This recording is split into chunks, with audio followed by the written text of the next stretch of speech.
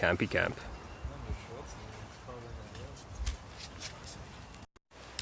Yo, Snapchats, I'm down here at Hackathon Bega, which is in Merimbula, and we're helping organise it. It's kind of like a bush hack, half camping, half hackathon, which is really cool.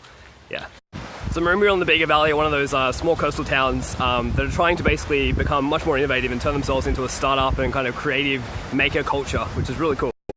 It's pretty interesting because each regional area has its own unique problems. I mean, Wollongong has certain problems, but it's only like an hour and a half away from Sydney, so jobs is not really an issue, but Bega is different. Now, Bega and Merimbula are actually 6 hours bus trip or car trip from Sydney, but only about 2 or 3 hours from Canberra, but it presents some unique challenges. So when we started Hackathon in Wollongong about 5 years ago, the aim and the mission was to really break down the silos between people, so bring the arts culture and the IT culture together and see what happens. That's where true innovation comes from. And that's the reason why our hackathon's been super multidisciplinary. So we have like 10 different events, like 3D printing and design and biohacking and VR and startups and everything, all in one building. And so this week, this awesome dude Liam, who runs a bunch of events down here and is trying to change the region, is running an innovation week. So he's doing 7 events in 7 days, and he wanted Hackathon Bega to be one of those events. So cool, well, like, awesome, we can help out.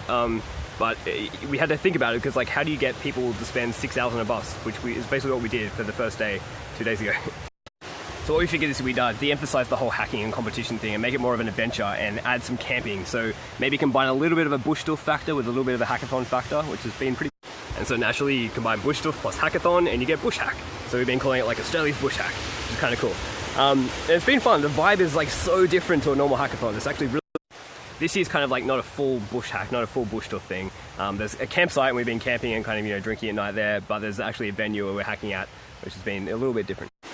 And a bunch of the people we're hanging out with, they basically described it as being much more relaxed and much more social. So we've been doing a lot more talking about ideas and just like shooting this shit than actually building stuff, which is a little bit different to hackathon. And the people we got on board the bus, there was only maybe like 10 or 15 of us, something like that. They're really awesome people, like top notch, like kind of counterculture people. So we got biohackers and VR and digital artists. And so one of the learnings and the realizations here is that regional areas really need like an injection of ideas and knowledge, of memes, new memes into the area. Otherwise it becomes an incestuous kind of. I mean, I talk a lot about silos, you know, age silos, industry silos, knowledge silos, but we actually also have regional silos and locational silos. You know, people in Sydney stay in Sydney, they don't go south. So if a regional town actually wants to reinvent itself and become really innovative, it really needs an injection of these memes. We need to like literally travel humans across the country and inject their thoughts and knowledge. And I think there's huge value in that kind of, in two-way migration, like, you know, people from Sydney should come down to Bega and vice versa, but most people in cities tend to stay in that city and they don't go outside. So some of the people we've brought down from Sydney and Wollongong, they're doing like PhDs in the future of work, they're doing crazy, amazing digital artistry, they're doing 3D printing, they're doing VR gaming development and all sorts of stuff. And even biohackers who are currently building a DIY bioreactor, which is just, what? Which is insane, like Bega would not have a biohacker here at all. And so as these people are injected into this community, it's forever going to be changed because those ideas and those memes and those knowledge and just the way of thinking is spreading to the people here and vice versa. I mean, this is why we travel, yeah? People are in pursuit of that novelty, that new idea, that new way of thinking, that kind of like transition through space and time into a new dimension, into a new world, into a new reality.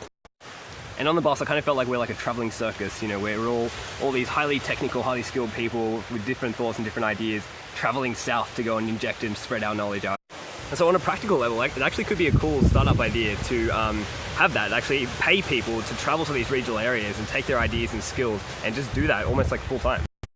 I think the 3-day hackathon, particularly when you have to travel a long way, probably doesn't work. It probably needs to be a week long, and it'll definitely involve camping and kind of that whole atmosphere and that whole vibe.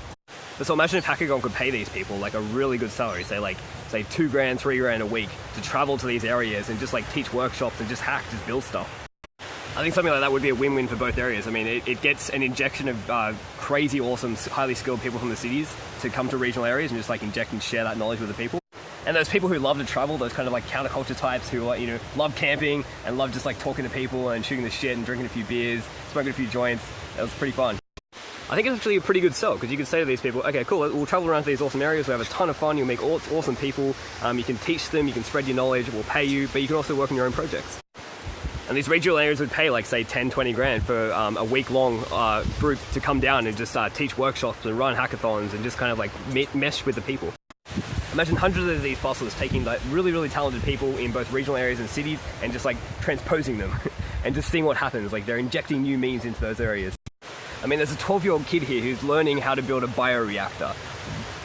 What the hell? Like, if that catches on and he becomes like really interested in biohacking, this is going to change the region forever. And that's why this approach is incredibly impactful. It doesn't take many people, like a bus of 10 people and one kid who gets really interested into a new topic like biohacking or VR or something. It changes the region forever.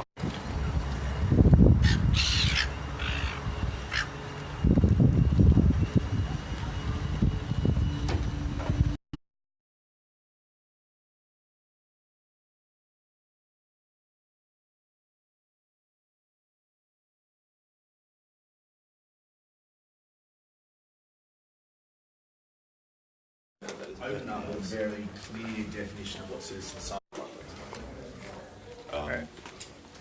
I'm not sure we got time. You wanker.